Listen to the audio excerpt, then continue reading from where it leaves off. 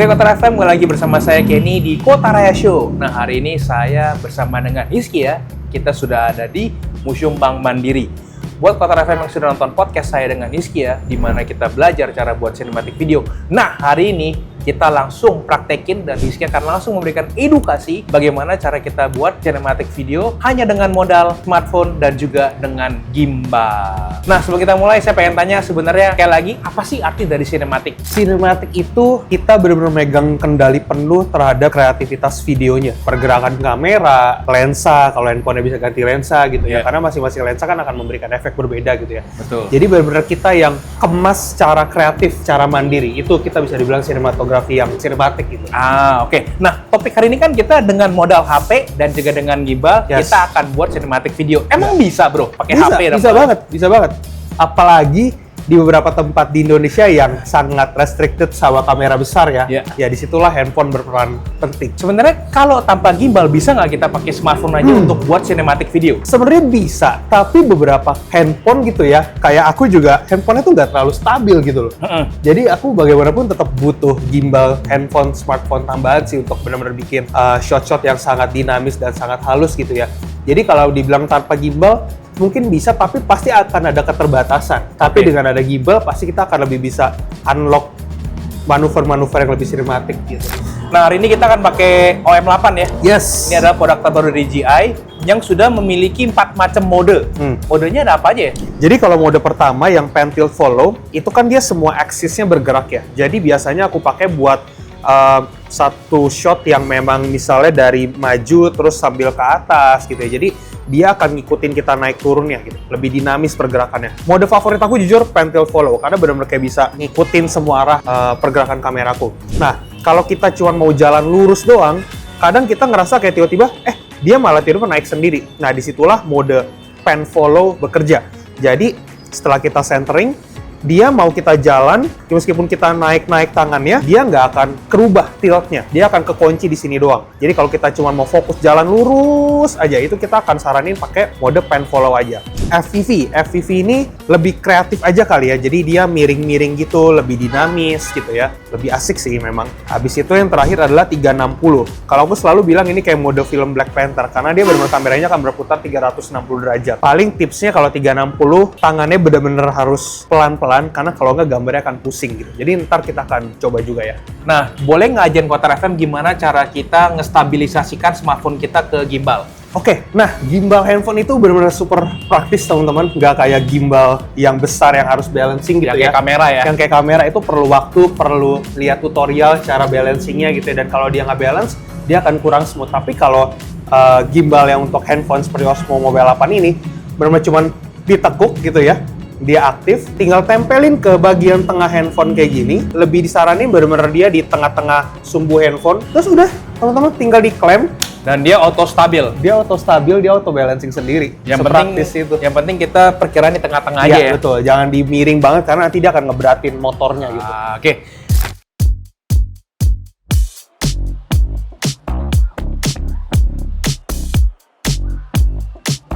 Oke, nah sekarang kita mau coba pakai gimbal. Aku mau nunjukin bahwa dengan gimbal kita bisa jalan lebih jauh dan ngasilin gambar yang lebih smooth pastinya gitu ya. Tapi tetap harus diperhatiin bahwa dengan gimbal kita bukan berarti jalannya tuh ngasal. Jadi jalan kita tetap kayak ngeper gitu.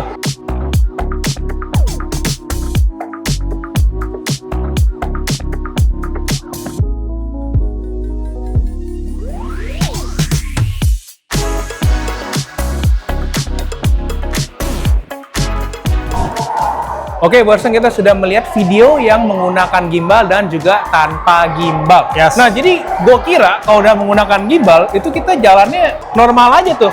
Ternyata tetap harus ninja walk juga ya? Sedikit ninja walk, bener. Jadi sebenarnya ninja walk itu buat menghilangkan efek dia naik turun kayak gini. Nah, itu yang nggak bisa dihilangkan kalau kita jalan tanpa gimbal gitu ya. Dan pakai gimbal tapi jalannya asal gitu ya. Dia ketika kita jalan normal, dia akan bumpy. Nah, itu yang jalan ninja fungsinya untuk menghilangkan efek dia naik turun itu. Oke, tapi kalau dengan gimbal pastinya less effort. Pastinya less effort, benar. Kalau kita compare dengan si handheld ya. Oke.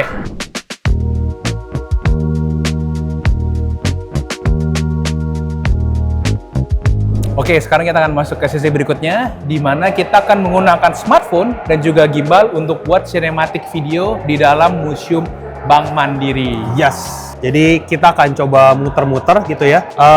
Tipsnya yang kebanyakan salah orang lakukan adalah begitu datang langsung rekam apapun gitu. Betul. Kita akan coba ngelihat sisi mana yang bagus, sisi mana yang oke, dan nanti kita akan coba beberapa mode dari Osmo Mobile 8 ini. Jadi sebelum kita buat, kita survei lokasi dulu ya? Survei lokasi, lihat dulu, begitu oke, baru shoot. Jadi kita nggak buang-buang memori, nggak cepat habisin baterai handphone dan si gimbalnya gitu. Jadi lebih terstruktur lah. Gitu. Oke, jadi kita bisa langsung aksinya si Hizkia buat cinematic video. Stay tune dan nonton terus ya. Ya, kita keliling.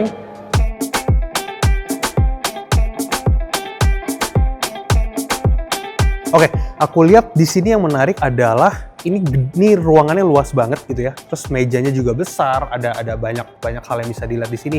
Nah, di Osmo 8 ini juga serunya adalah dia bisa dinaikin. Jadi kita akan coba bikin dia kayak crane gitu ya, kayak naik gitu.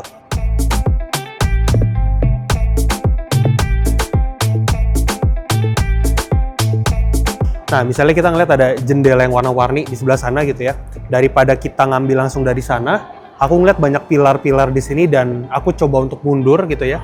Coba ambil dari mundur, terus aku gunain pilar-pilar ini untuk bikin framing. Terus kita coba pakai mode pan tilt follow supaya aku bisa tilt down kameranya dan menuju ke sana.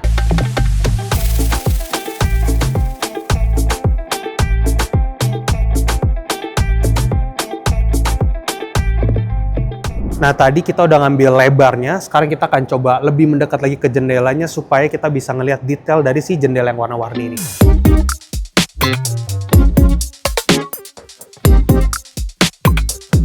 Oke, kita masih pakai mode yang sama, pan tilt follow, fungsinya supaya aku bisa naikin kameranya ke atas. Dan di sini detail jendelanya akan lebih kelihatan. Kita coba ya.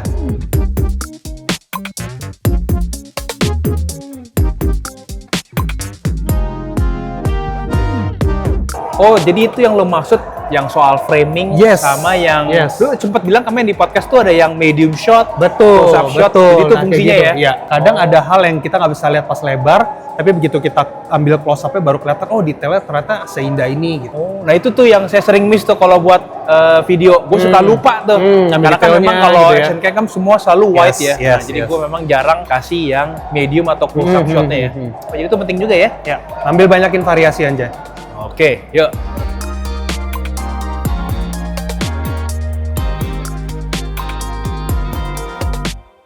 Nah, salah satu tipsnya juga kalau kita pergi ke satu tempat, jangan lupa establish shot-nya. Kasih lihat gedung secara full-nya tuh kayak apa gitu ya. Kayak ini di belakang kita ada establish gedungnya, tapi aku akan coba paduin lagi dengan framing tiang-tiang di belakangnya. Sekarang kita akan coba pakai mode pan follow supaya dia tidak bergerak tilt ya. Jadi aku cuma mau fokus gambarnya maju tracking ke depan.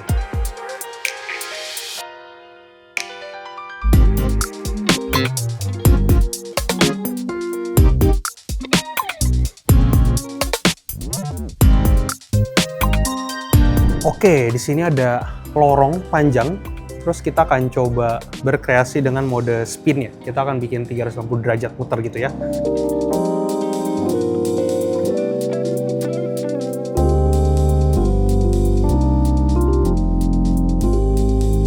Nah ini lo tadi lagi buat yang 360 video ya? Iya, yang spin shot ya. Spin shotnya ya. Tapi kenapa lu nggak buat full 360 kan OM8 udah bisa full 360 sekarang? Iya benar. Jadi meskipun sebenarnya fiturnya bisa 360 derajat, tapi aku sendiri mengalami bahwa nonton video 360 derajat muter itu tuh bikin mual, bikin pusing. Bikin mabok. Apalagi kalau misalnya kita gabungin 2-3 gambar isinya semua full 360 muter bakal pusing. Jadi biasanya actually sebenarnya kita cuma nge-shoot paling perputaran sedikit aja sih, kayak berapa itu ya? 180 derajat. Iya. Itu udah bagus juga udah bagus, udah bikin dinamis dibandingkan benar-benar muter kayak upside down nantinya gitu. Bakal pusing banget sih gitu sih. Iya. Oke.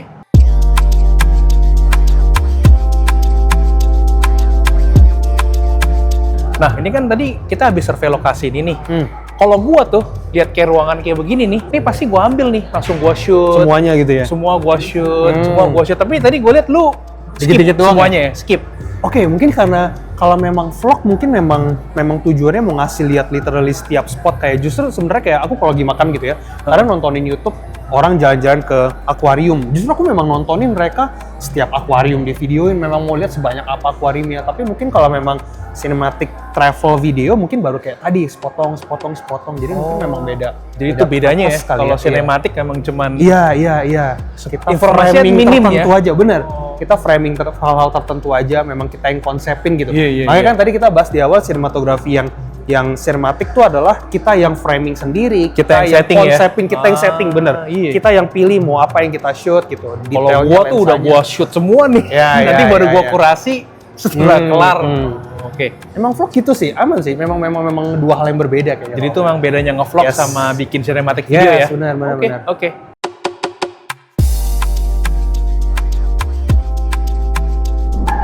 Oke, terus kalau ngelihat kadang kayak ada patung-patung gini, biasanya aku juga selipin detail-detail gitu ya, supaya memperbanyak klip aja sih. Kita akan coba mode FPV kali ini, supaya gambarnya lebih miring-miring gitu ya.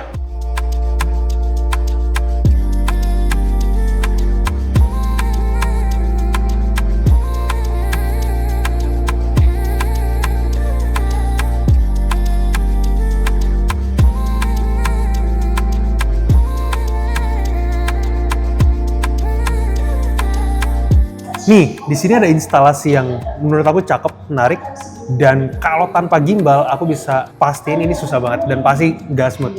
Kita coba buktiin ya. With tanpa and without. gimbal dan Tanpa gimbal. Oke.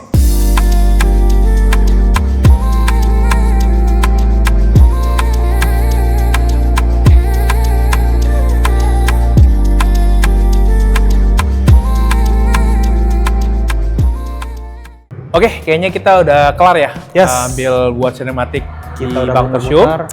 Nah, sebelum kita nonton hasil videonya, mungkin masih ada tips atau triks buat teman-teman atau Kotar FM yang pengen buat sinematik video. Oh, oke. Paling itu tadi perbanyak shot gitu ya. Banyakin Lebar, B-roll. close up, banyakin B-roll, bener. Jangan lebar-lebar terus, coba sesekali main close up gitu ya. Terus jalan tadi, Oh ya, jalan ninja walk tadi ya. itu boleh dipraktekin. Terus aku pribadi jangan lupa setiap kali mau nge-shot aku selalu centerin. Center. Oke. Ya, ini akan membuat gambar kita akan terus di center balik ke posisi tengah. Jadi pada saat kita ngambil itu kita tekan ya? ya, boleh tekan terus boleh, ya? boleh tekan terus buat nge-lock biar lebih konstan pergerakannya. Sama biar dia balance ke tengah terus. Kan kita kadang abis ngambil gambar dia miring-miring. Oh. Selalu centering setiap kali kita mau Oke. ngambil gambar baru. Siap. Itu aja sih paling tips dari aku. Oke, kalau begitu terima kasih Hizkia. Thank you. Kita coba nonton hasil video sinematik di Museum Bank Mandiri.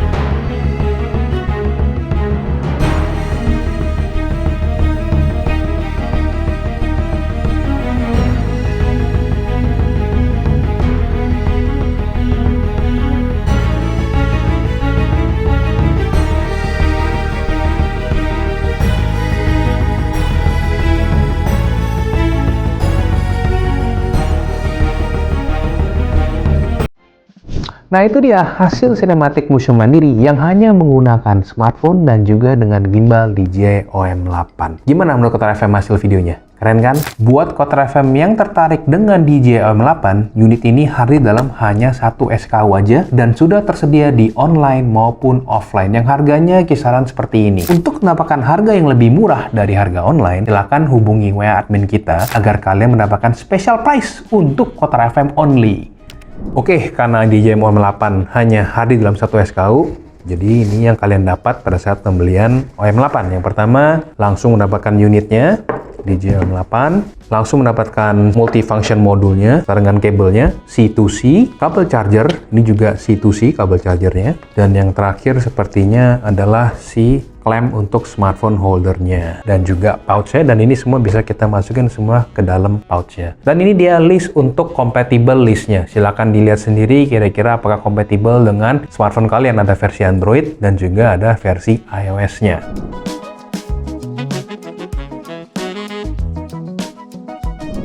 Setelah kita pasang seperti ini tergantung cara menyalakannya. Kita tinggal naikin dan dia akan otomatis menyala ya, seperti ini.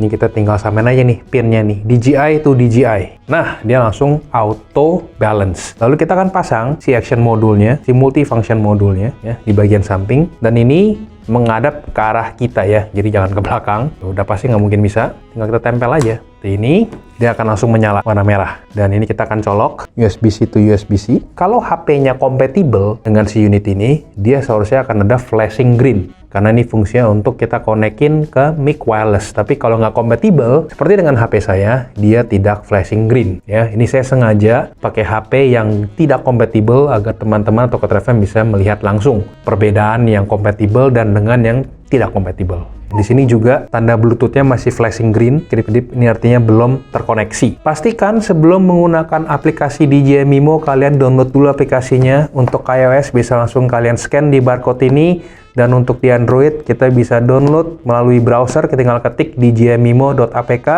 dan pastikan download dari DJI Download Center, jangan pakai website lain, takutnya nanti bug ataupun nggak jelas apa itu. Tapi ini semua free, tidak dipungut biaya.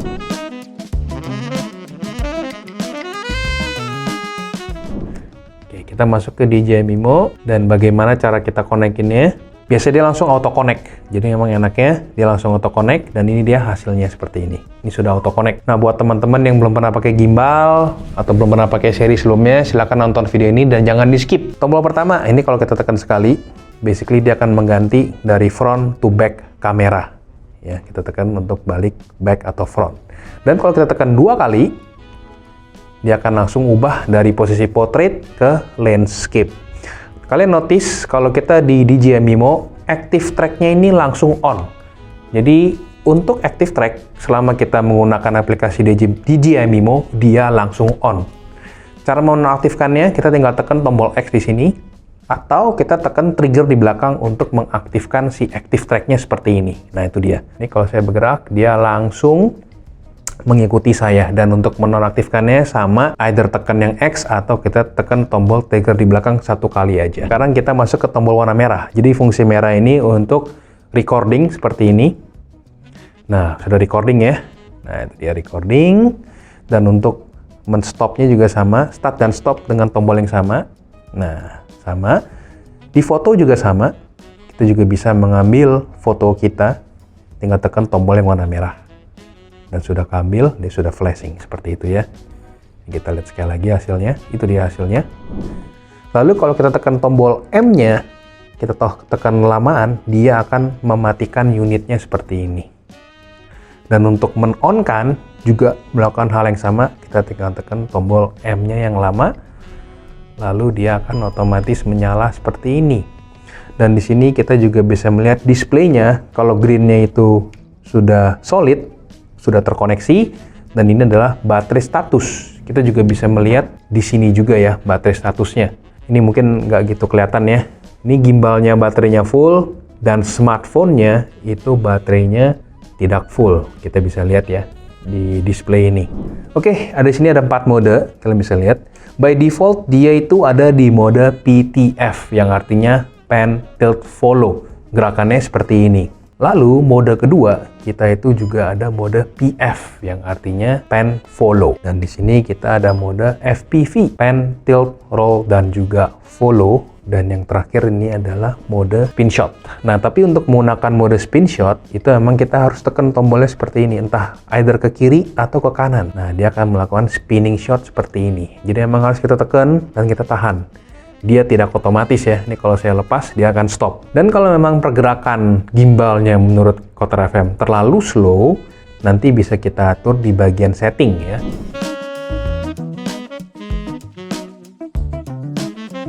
Oke, sekarang kita akan belajar apa fungsi trigger yang ada di belakang ini. Ini contohnya ya, saya bawa si Captain Idris kita. Nah, ini dia langsung otomatis tracking nih. Sudah bisa nge-track human seperti ini. Jadi fungsinya yang pertama, kalau kita tekan sekali, dia akan menonaktifkan trackingnya. Nah, dia nggak ngikut ya. Tuh, nggak ngikut. Tapi kalau kita tekan sekali lagi, dia akan mengaktifkan. Jadi trigger pertama, kita tekan sekali untuk mengaktifkan active tracking dan juga menonaktifkan active trackingnya. Kita Kita matiin dulu. Kita tekan 2 kali dan dia akan recenter seperti ini. Dan kalau kita tekan 3 kali, 1, 2, dan 3, ini langsung menjadi pindah ya, selfie mode seperti ini. Dan untuk kembalikannya juga sama, tinggal tekan 1, 2, 3. Oke ya. Lalu sekarang bagian di thumb wheel ini fungsi untuk apa? Nah, kalau kita tekan agak kelamaan, ini shortcut ya, lampunya akan menyala. Kita juga bisa mainin di thumb wheel-nya untuk menaikkan atau meninggikan intensitas cahayanya. Lalu kalau kita tekan sekali lagi, kita bisa memilih warnanya. Ini ada putih, makin putih, atau makin kuning. Misalkan kita mau warna putih, kita tinggal tekan sekali lagi, lalu kita bisa mainin intensitas cahayanya. Sama. Lalu kalau kita hold lebih lama lagi, itu akan mati. Itu shortcut ya. Tapi kita juga bisa melakukan hal yang serupa nanti di action modulnya. Lalu kalau kita tekan sekali, kita akan masuk ke namanya zoom mode. Nah, ini juga sama nih. Saya tinggal mainin wheel-nya untuk masuk ke zooming mode. Berhubung HP saya kentang, ya seperti ini hasilnya. Ya, karena ini based on the HP. Lalu kalau saya tekan sekali lagi, kita akan masuk ke namanya manual focus mode. Lalu kita juga bisa memainkan manual ataupun autofocus melewati thumbnail ini. Nih lihat ya, kelihatan ya. Jadi itu fungsi thumbnail-nya. Jadi itu dia fungsi dari si thumbnail yang ada di samping ini.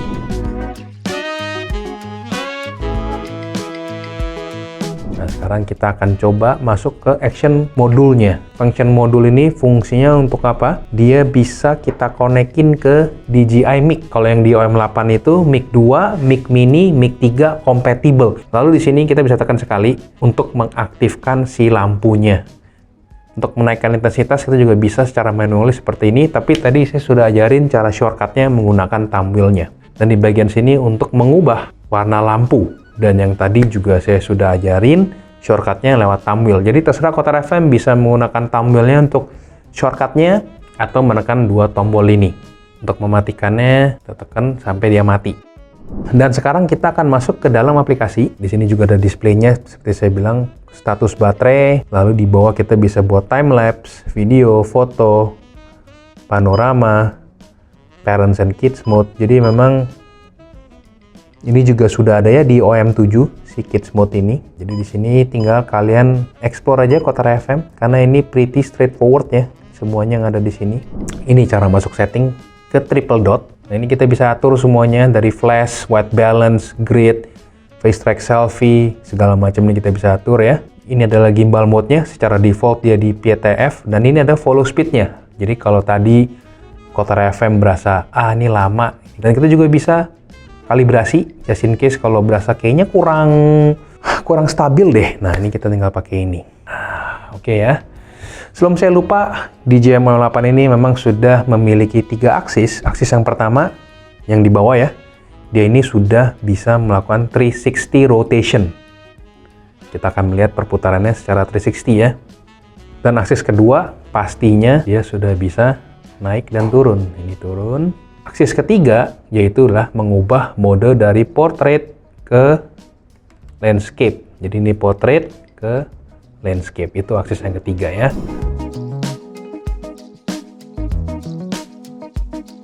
Oke, masih balik lagi ke setting. Ini semuanya memang straightforward. Dan kalau memang kalian pengen ngikutin nggak inverted, kita bisa ubah di sini ke yang all. Di joystick direction-nya ya. Jadi kalau saya ke atas, dia akan nengok ke atas, dia nggak inverted. Kalau ke bawah, dia akan ke bawah. Kalau dia ke kanan, dia ke kanan. Lalu di sini kita bisa masuk ke multifunction modulnya ya, which is ini. Di sini juga ada gesture setting. Kalian bisa baca sendiri kodenya apa aja. Kalau pakai palm itu untuk start dan stop following. Kalau untuk peace sign ini untuk take photo, sama juga dengan start dan stop recording. Nanti kita akan kasih contoh ya.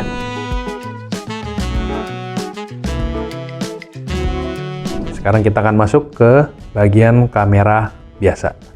Nah, ini perbedaan kalau compatible dengan tidak compatible. Jadi, si function mode ini hanya berfungsi kalau kita menggunakan mode yang di kamera bawaan. Jadi, cara mengaktifkannya, kita tinggal palm seperti ini, dia akan berubah jadi hijau, yang artinya sudah aktif. Nah, itu ya. Ini sudah bisa men-tracking saya. Untuk menonaktifkannya, kita bisa tekan ini. Sama. Begitu merah artinya sudah tidak aktif. Tapi kita juga bisa menggunakan trigger ini di belakang untuk mengaktifkan si function modul itu.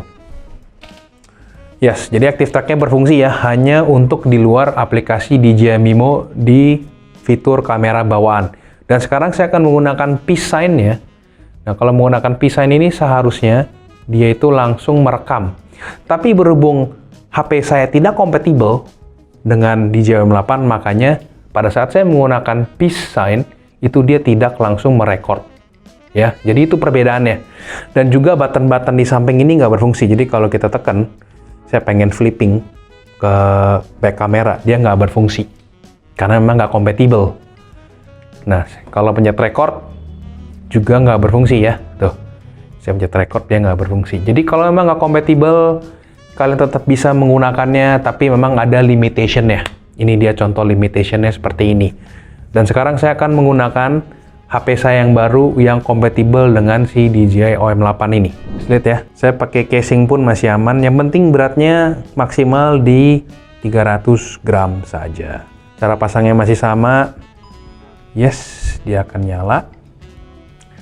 Oke, sekarang kita akan masuk ke bagian kamera bawaan. Function modul ini memang hanya berfungsi kalau kita tidak menggunakan kamera bawaan. Nah, berfungsi ya, tuh. Kalau HP-nya kompatibel, smartphone kompatibel, tadi kalau saya tekan versus dengan yang Android saya yang ini nggak berfungsi. Nah, ini saya tekan dia berfungsi ya. Ini di luar aplikasi DJI Mimo. Lalu, sekarang saya akan menggunakan palm. Nah, sudah berbunyi hijau.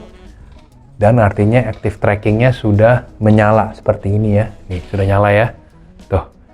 Dan sekarang kalau saya pakai peace sign seperti ini, there you go. Kalian bisa lihat dengan menggunakan peace sign sekarang start dan stop recording-nya sudah berfungsi.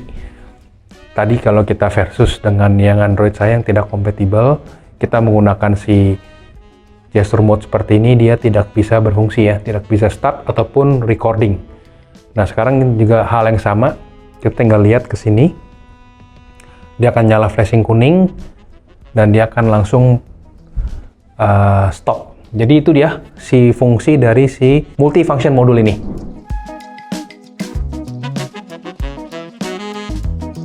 Oke, sekarang saya akan ajarin Kotar FM bagaimana cara mengkonekkan DJI Mic 2 ke si multifunction modul ini. Pastikan kabelnya udah kita colok di belakang dan masuk ke HP. Lalu seharusnya dia flashing green. Jadi kalau Kotar FM lihat, di sini ada logo Bluetooth yang harus kita tekan aja, kita tahan, kita hold press sampai dia flashing green. Nah, ini artinya sudah menyala nih. Lalu kita ambil mic 2-nya. Ini mic 2-nya ya. Ini kondisinya belum pairing. Jadi saya masuk ke pairing mode dulu. Nah, cara masuk pairing mode mic 2 sudah pasti kita tekan lamaan sampai dia berubah warna jadi warna biru. Lalu begitu kita tinggal tahan. Kita tahan aja sampai dia juga berkedip dengan cepat. Lalu dia akan berubah menjadi solid blue, yang artinya nanti sudah terkonek. There you go. Nah, tadi juga ada notifikasi bahwa kalau kita sudah connect, wireless mic-nya connected. Nah, ini juga kerennya kalau menggunakan si DJI Mic 2, kita tinggal tekan si Bluetooth ini, itu langsung start recording. Tuh, udah start recording ya. Tes 1 2, saya menggunakan DJI Mic 2 ke OM8. Nah, ini kalau kita tekan juga nih, kita bisa langsung stop recording. Tuh. Jadi begitulah cara mengkonekkan si DJI Mic 2, Mic Mini, ataupun Mic 3 ke si function modul ini. Ini juga bisa kita pakai di luar DJI Mimo. Nah, ini kalau memang smartphone-nya kompatibel. Oke, mohon maaf.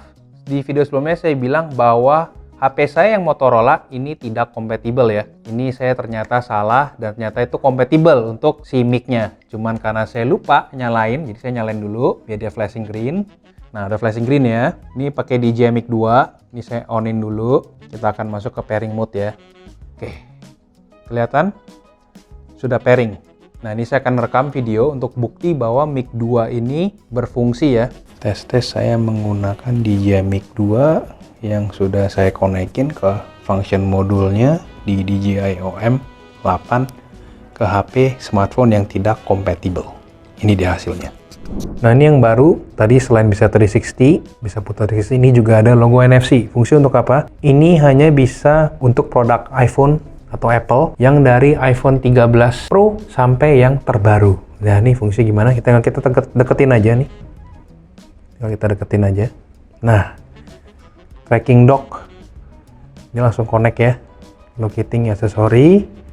Sebentar, kita tinggal konekin Cosmo B8 dan kalau kita lihat dia sudah connect ya, Bluetooth-nya sudah connect nih. Jadi itu adalah cara cepat kita konekin smartphone kita hanya untuk iPhone 13 Pro sampai yang paling terbaru ke OM8 tanpa perlu kita masuk ke DJI Mimo. Lalu sekarang kita coba tes. Saya akan masuk ke kamera saya di sini udah berfungsi. Saya tinggal seperti ini. Nah, ini active track-nya langsung ngikutin saya nih. Tuh, ya, langsung ngikutin. Ini cuma contoh aja, seharusnya bisa tinggal saya pasang ke dalam dock ya. Dan yang terakhir saya lupa info bahwa kita juga sudah bisa reverse charging. Jadi ini gimbalnya bisa kita jadikan sebagai power bank untuk smartphone kita. Ini kita tinggal connect C2C, kita tinggal on-in aja. Yes, begitu kita on-in, yes, dia akan langsung reverse charging. Kelihatan ya? Jadi kita bisa gunakan si OM8 ini sebagai power bank. Oke, jadi itu dia cara menavigasi DJI OM8. Semoga video yang saya berikan ini bermanfaat dan informasinya cukup jelas. Buat yang masih penasaran dan pengen coba-coba, silakan datang ke Kota Raya, karena kita sudah memiliki demo unitnya. Dan selalu support channel ini, beli produk di Kota Raya agar saya selalu bisa mereview produk-produk yang dijual di Kota Raya. Sampai jumpa di video berikutnya. Bye-bye.